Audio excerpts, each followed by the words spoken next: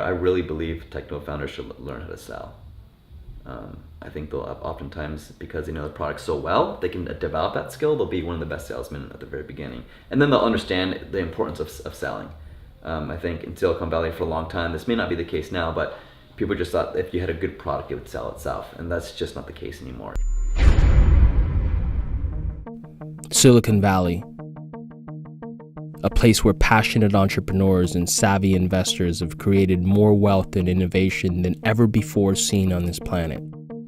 There's so much mythology surrounding this tiny yet influential place that it can be hard to tell fiction from fact.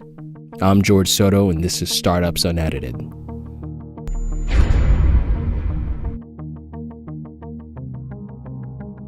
Hey everyone, this is George Soto, and you're watching Startups Unedited, the documentary series that gets real and goes super deep with some of the top players in the startup community. In this episode, we sit down and interview my good friend Jason Vargas of Datanyze to really get his perspective on what it's like to be at a startup as an early stage salesperson. Check it out. Jay, thanks for doing this. Yeah, dude. I appreciate you taking the time. We've been talking to founders, investors, and others in the ecosystem, just really trying to figure out like what is really startup culture here in San Francisco all about. Yeah. Why don't you tell the folks a little bit about yourself? You know, how'd you get into startups? Because you've been a miserable startup founder yourself. I got into tech by way of sales. I think just naturally being in Silicon Valley, you kind of fall into it. Obviously, there's a huge job market for people who want to get into tech. And, you know, just like you, I started selling books door to door. And when you do that, you're basically running your own business. And you're also learning how to sell. And I've always had that drive to want to just be an entrepreneur, basically. So being in Silicon Valley for school, and then getting involved with sales and all that kind of stuff, I kind of naturally fell into the tech space. Mm-hmm. It really fascinated me. I really love how fast things move. Sometimes it probably moves a little too fast. But I really love the space and what it has to offer. So. What was your first project that you, outside of selling books, that you would consider entrepreneurial, where you came up with the idea and then you tried it out? Yeah. So I kind of got into web development when I was in college, and so I started with a friend of mine. I started like a little creative agency, and just to see where we can take it. And we actually did pretty well. We did well at the very beginning, and then there's a lot of things about running a business that you don't necessarily realize when you first start. So, especially, and what would be some of those things? Well, for starters, when you close a deal for X amount. And you're doing more like web or mobile development, there's a lot of costs involved like that. And also managing clients' expectations, managing the project. So, you can't go over budget on certain things. And when you have a client that wants to revise a design over and over and over and over again, you have to set the expectations of like, hey, we can't do this so many times because you're running out of budget. And at the time, my manager, who was responsible for the development side, I was responsible for the business side. He wasn't managing that, and we got in a bit of trouble there, and so which happens. Yeah, right? yeah. So where it looked like we made a lot of money, we did bring in a lot of business. The cash flow just wasn't there, and we weren't really able to manage kind of that aspect. And cash flow is kind of king. Without cash, things kind of went south. And so we ended up closing that down, and I separated myself from him. So you've been at Datanyze now, since the beginning. You were what, number 4? Yeah, so it was Ben and Ilya, and then they brought on John and myself to come in and help. What I love about that is you had a technical CEO who could write code and built the original product. Yeah. And still codes today? Tries not to, but sometimes he'll lend a hand. Got it. Yeah, and then you had 3 non-technical folks. Yeah, it was actually really cool. So being a part of Datanyze, what I loved about it is you had Ilya, who was a technical founder, but he also has a degree from Babson University. He has an MBA, right? And then when he first started, he was selling the product himself. So it was great to have a founder who was technical but really understood the importance of selling. And I think that in itself is what has kind of formed the culture that we have today and has helped us be successful. Because when you have a technical founder that understands sales, he's willing to give salespeople whatever they need to be successful. And so literally, it was Ben, John, myself, and Ilya. We were all selling at the beginning. We brought in Lindsay, and Ilya stopped selling. We brought in another engineer, but we kept bringing these non-technical people in. Yeah. And I think because of that, we're able to bootstrap the company to where we are today. Yeah. So just in terms of, Datanyze and the investment that you took, I mean, some would think that a $2 million investment is pretty substantial. Yeah, I think at first it is. I think we kind of get jaded here in Silicon Valley where, $10 million or $5 million is an okay round. And you can see companies really burn through that. An awesome thing that I think which is really a great part of our culture, is kind of that bootstrap mentality. Because we scaled the company with no money up to $1 million in revenue. So we actually had real money, but it was really hard to get there. But we were able to do it. And after that, we decided to raise a seed round because we said, hey, we actually have something of value here. We brought value to the marketplace. We proved a concept. And now we said, okay, great, let's scale this. And I think a lot of companies were like, cool, we have a good idea. Let's get some money to see if we can actually, scale this thing or bring some value to the market. We kind of had a different mentality. We first wanted to see, is there something that has value for others and can help other people and can it help the marketplace? And when we saw that it did, by way of the revenue, I think revenue is always a great scoreboard to obviously show how well you're doing. Your status, right? how you're doing, your performance. Yeah, and I think once we saw that, hey, we did pretty well here, now let's scale it faster, and so that's why we did a little injection of cash there. And it's worked out well. Yeah, I mean, we haven't really touched that money, to be honest. It's still there, which just goes to show that the bootstrapper's mentality is still present. Yeah. And we're able to scale a company to 65 people and hoping to scale it to 100 by the end of the year. We'll see what happens. Yeah. But again, it's all inside of keeping a bootstrapper's mentality, living off of real revenue. And so it's hey, we're a real business. So, if the industry does take a downward turn, then for us, we'll be fine. Now that you've been working with a successful startup founder, you joined, when you were 4 people. Now you've scaled it to 64, you said? 65. Right 65 now. What are some of the attributes that you see a successful startup founder possess? The biggest thing that I really appreciate about Ilya and Ben, particularly Ilya because it is his brainchild, is his ability to step back and let go. I've been really blown away by that. Where I used to go and ask permission for things. So, hey, Ilya, I want to do this. Is this okay? And had to get approval. Nowadays, I don't have to do that. And it took me understanding that by him saying, hey, Jason, that's up to you. I shouldn't be managing that stuff anymore. I think that's a very strong attribute when a CEO can actually step back and trust their people. And because he's able to do that, that gives me the freedom and creativity to go about my job the way I think it should go. Because, he wants everyone who has their expertise to do their job, right? He's not going to have expertise in marketing or everything sales or things like that. And so that's probably one of the biggest attributes a founder could have, is the ability to start focusing more on a high level strategic place and be able to trust the people that they put in place at the company. And Ilya's done an awesome job at that. Awesome. Yeah. So we've been also talking to founders about what it means to be a founder, a CEO, someone who's bootstrapping something or taking the idea from an idea to something that's at least usable or sellable, right? Yeah. What is that experience like? You've been part of so many of these experiences. I'm sure you probably hear this a lot, and it's probably a common thing, but man, it's really hard. It's really hard. I never realized it would be this hard from my position, right? And I know I've been there early on, but from Ilya's standpoint, I can only imagine that the pressure is even greater than that, right? But yeah, you're always in a place, if my experience is anything like Ilya's, which I can imagine it is, there are a lot of times where I have no clue what the heck I'm doing. And I think that's going to be pretty common across a lot of people.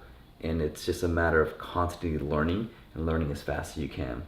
I think you bring a skill set, a natural skill set already. But yeah, I mean, there are moments where it's like, you know something and you're doing a great job, and then you kind of hit this wall and you plateau, right? And then there's like opportunities for you to learn. But in those moments when you're hitting the wall, you start, all the self-doubt kicks in. You don't believe in yourself. You're like, I'm not the right person for the job. Like, oh God, what am I doing? I'm gonna fail.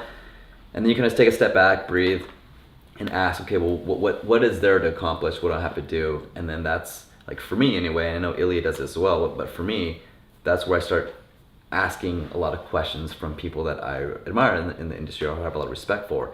And I go in the zone of like learning like a child does, where I just ask, well, how do you do this? Well, why? Well, why? Well, how come? Well, why? And so I kind of took on the mentality, and then I'll kind of break through that ceiling, and then I'll come up to another one, right? I have all the success, and like cool things are running smooth, and then I'll hit another one, and then it's like the same thing, right? It's like then I start self-doubting myself, like, oh, this is not going to work for me, or maybe I'm not the right person. All these people think things, oh, they're way smarter than me, and they think things that I never thought of before. So again, it's like a repetitive. Yeah. Thank you. It's a repetitive process of successes and breakdowns all the time. But I think now that I know that that's the case when I hit these plateaus, I'm okay with it. And where I used to freak out, I don't anymore, because now for me it's like, okay, well, that's my signal that I'm hitting a plateau and there's an opportunity for me to learn. So that's actually what I'm doing right now. Is I reached out to a lot of people I admire in the space, and I said, hey, this is what I'm bumping up against. Would you consider being like a mentor to me? And so I picked 4 specific people, just because they think very differently than most people in Silicon Valley do, and they've had a lot of success. And so that's my process. And so I have seen Ilya do that as well, and Ben, where he now has an advisor and mentor. So you just said something I thought was interesting, how some of these mentors think differently than here in Silicon Valley. Yep. What does that mean? So there's a lot of groupthink in Silicon Valley, and there's a lot of that inside of sales as well. Now, there's a lot of great things that come out of it. Don't get me wrong. Like, I will read everything I can read on every single sales blog possible, but you start to see this repetitive nature, right? And I'm not interested in that. Where I'll take and I'll listen to a point. I also want to avoid the groupthink. I've noticed people that don't live in Silicon Valley that are in the sales space, their thinking is totally different. They don't get sucked into like the minutia that can come out of even just like the sales community here. And so that was really important for me to start looking for mentors that one, maybe aren't even in Silicon Valley, but think very differently. And I don't want to bring any kind of groupthink into what I'm trying to do. And so that's kind of, I don't know if that answers your question, but that's kind of the mindset or my frame of mind that I'm trying to put myself into. And even like reading things that are outside of Silicon Valley in terms of sales.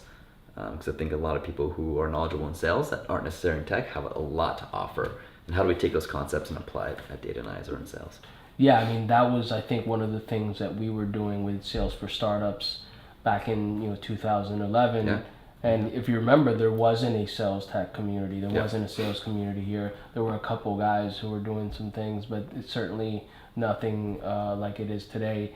And I think my thought process was that we were taking things that we had learned outside of technology and bringing those philosophies into technology. And I think, at least I remember, that's what we were trying to do with Sales for Startups. And so that makes a lot of sense to me, to be able to get kind of a different perspective on stuff, get a different perspective on sales specifically, and not just sales technology, or just not just SaaS sales and SDRs and all the kind of the standard stuff. You built the outbound sales process at Datanyze. How did that evolve, starting from basically nothing to what it is today? Like, how did you actually do that? Yeah, I think it's still changing. It's always going to be changing. We're always going to be iterating on top of what we built. But initially, I kind of went about doing the job myself. I think it was important. I think I forget who says it. Maybe it's Jason Limkin who says, "Nail it before you scale it." Mm-hmm. I think that came from him. And so we kind of took hold of that, and we kind of live by that when we're building out new processes. So for me, I wanted to nail the process first myself, truly understand what is successful, why is it successful, and then be able to document that in the form of a playbook, and then be able to teach that to the next person. And so that's what I initially did. I found success, repeatable success. I did it over and over again.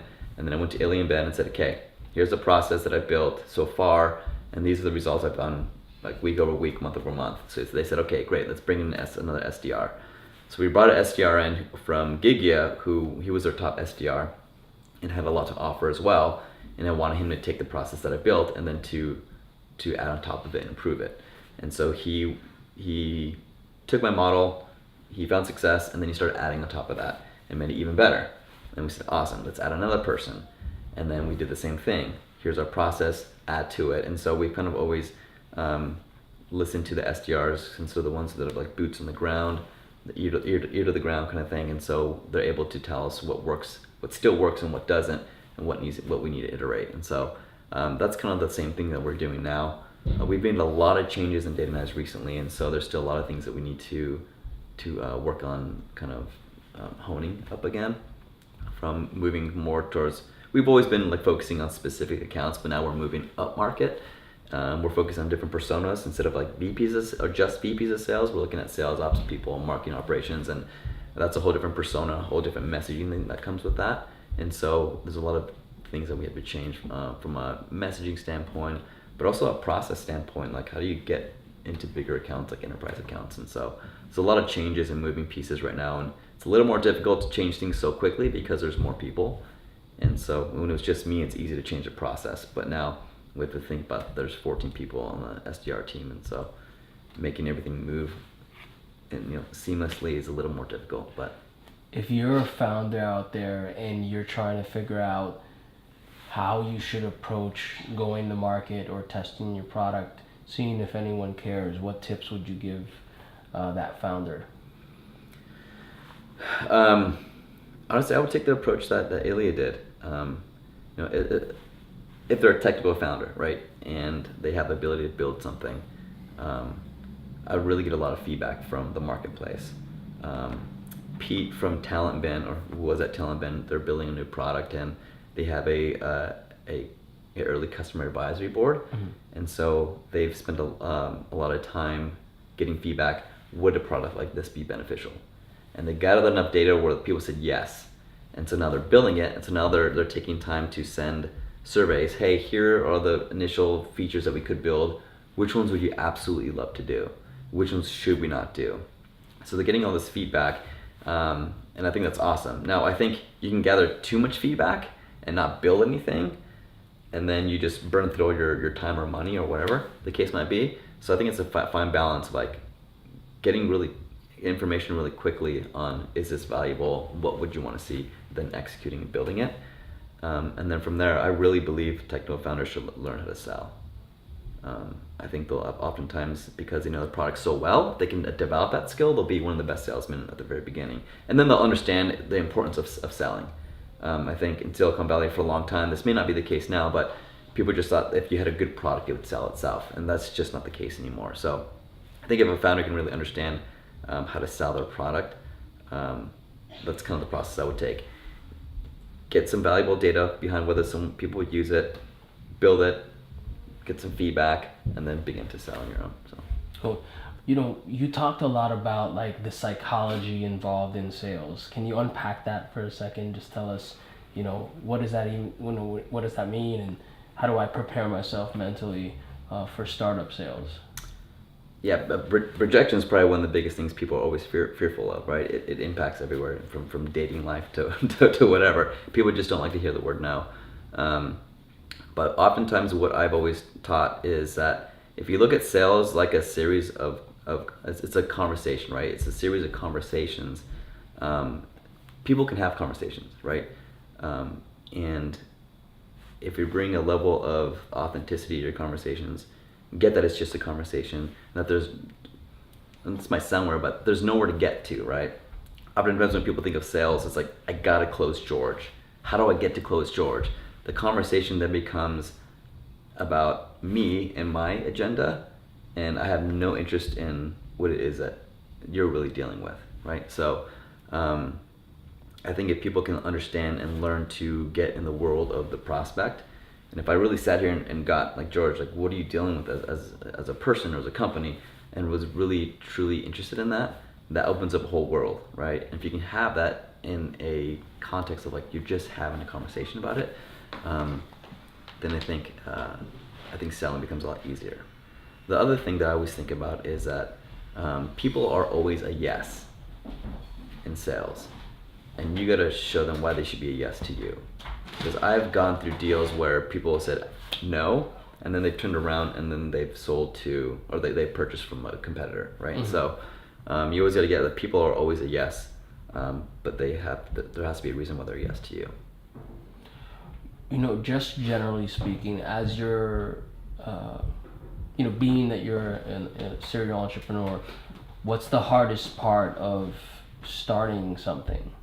It's kind of two parts. So one thing, it's just taking action, and I think what stops people from taking action is fear, right? They're incredibly fearful of being like mocked or ridiculed or being made fun of, like this is a bad idea, oh, this is a stupid idea. I think if people can overcome that stuff, then I think they can be successful. And I think people that are successful are the ones that don't care what other people think about them or care about the failure. And there's a really cool quote. I don't know where it comes from. I wish I do, but it said that failure is only reserved for those who are willing to play the game. And if you're willing to play the game, you have to understand failure is a part of it, right? But if you also get and have a context that failure is only reserved for those who are willing to give it a shot and really play the game, that's pretty awesome. Everybody else who says, oh, I don't want to fail, or I failed but never actually took action, that they didn't fail. They didn't even try, right? It's those people that are sitting in the stands watching people play the games that are going to be like the loudest talkers, right? And so I think if you can kind of take that context and kind of run with it, then you can be very successful. And I think that's something that you're incredibly good at. You're very good at executing and just you don't give a shit what people think about you. But I also think that's why you've been very successful at what you do. So. Well, it's interesting because I think success is relative too, because, yeah. I wake up in the morning every day and I go, man, I haven't even succeeded yet, Yeah. And it's very interesting, right? You see people all the time in this community that are making a tremendous amount of money and have all the quote unquote success. Totally, yeah. Right? But then they're still unfulfilled. Yeah, that's a very good point. I think you have to have what your idea of success is. A lot of people equate success to a monetary value of some kind, and that really isn't successful, right? I think with my life has been very successful. There's sometimes like, oh, I'm not successful because I don't have this or that. But if you look at everything from like family, my health, my career, my friends, what I get to do every day of my life, I think I'm pretty successful. So yeah. Well, that's great that you've been able to have that awareness of your situation.